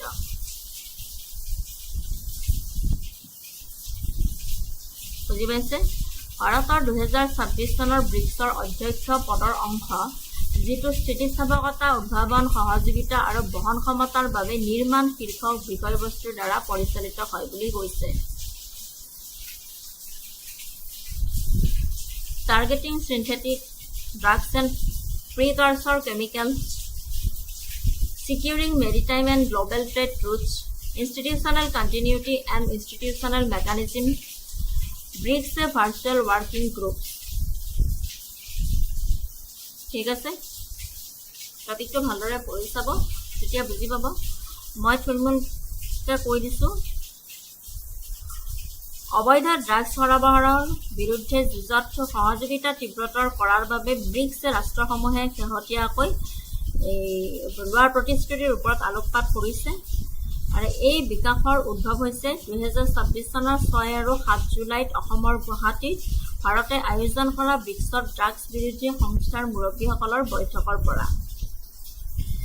গুৱাহাটীত ঘোষণা কৰা হৈছিল। দুদিনীয়া বৈঠকৰ সামৰণিত সদস্য ৰাষ্ট্ৰসমূহে ড্ৰাগছ সৰবৰাহ আৰু আনুষংগিক আন্তঃৰাষ্ট্ৰীয় সংঘটিত অপৰাধ প্ৰতিৰোধ আৰু প্ৰতিহত কৰাৰ সামূহিক প্ৰতিশ্ৰুতি পুনৰ দৃঢ় কৰি গুৱাহাটী ঘোষণা গ্ৰহণ কৰে। তাৰপিছত আধুনিক ভাবুকিৰ ওপৰত গুৰুত্ব দিয়া, য'ত কৃত্ৰিম ঔষধৰ প্ৰসাৰ, নতুন মনোসক্ৰিয় পদাৰ্থৰ উত্থান, ডিজিটেল প্লেটফৰ্ম আৰু ভাৰ্চুৱেল সম্পত্তিৰ অপব্যৱহাৰ যেনে ক্ৰিপ্ট'কাৰেন্সি আৰু ডাৰ্কনেটৰ শোষণ আদি অন্তৰ্ভুক্ত কৰা হৈছে।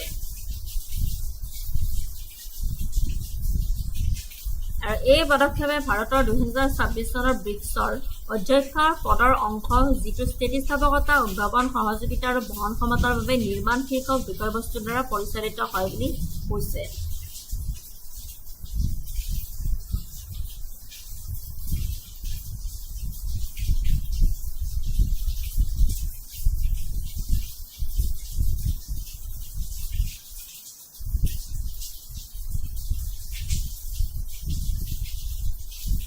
ছয় নম্বৰ পইণ্টটো হৈছে people counter demand reduction focus.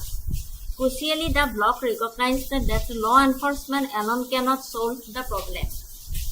The declaration explicitly highlights drug demand reduction, advocating for evidence-based compassionate approaches. This involves safeguarding vulnerable demographics, particularly children and youth, pushing public awareness campaigns, and sharing best practices on de-addiction and community-level rehabilitation. ঠিক আছে? Now MCQ, which declaration was adopted by BRICS anti-drug agencies to strengthen law enforcement cooperation? New Delhi Declaration, Guwahati Declaration, নে Beijing পেক্ট নে Moscow accord which declaration was adopted by the BRICS anti-drug agencies to strengthen law enforcement cooperation. Which one is correct? New Delhi Declaration, Guwahati Declaration, Beijing Pact, the Moscow Accord. Correct answer, of course, আমি এটা পঢ়িলো option B is the correct answer, Guwahati Declaration. ঠিক আছে? আৰু এটা question আনিছিলো, which country proposed the creation of a permanent BRICS virtual working group to handle continuous data analysis and joint operational planning? Option A Brazil, option B South Africa, option C India, option D China. Which one is correct? Which country proposed the creation of a permanent BRICS virtual working group to handle continuous data analysis and joint operational planning? So correct answer option C India.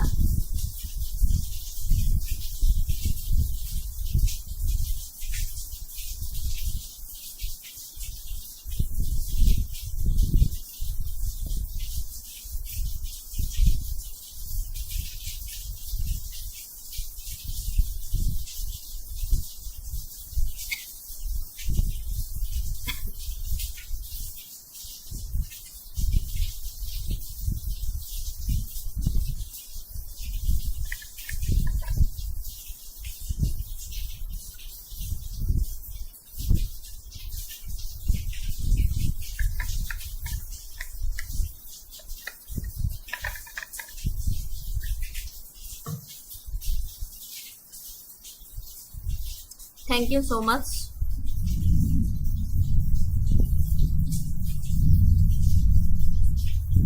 July, 8 July, 9 July, 10th and 11th important current affairs kini আপোনালোকৰ লগত discussion কৰিলো আজি যিসকলে চালে তাক তেওঁলোকক অশেষ ধন্যবাদ দিছো